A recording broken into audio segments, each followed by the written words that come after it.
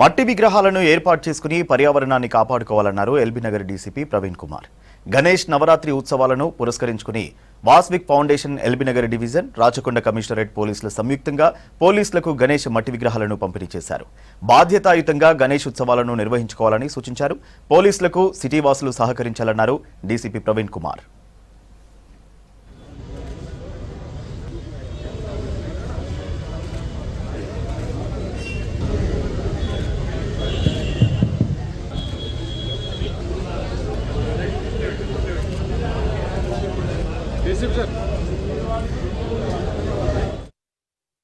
LB Nagar డివిజన్లోని police అధికారులందరికీ home guard నుంచి డీసీపీ సార్ వరకు కూడా ఈరోజు మట్టి గణేష్ వినాయక విగ్రహాల పంపిణీ కార్యక్రమం ఏర్పాటు చేయడం జరిగింది ఎల్బీ నగర్ పోలీస్ స్టేషన్లో.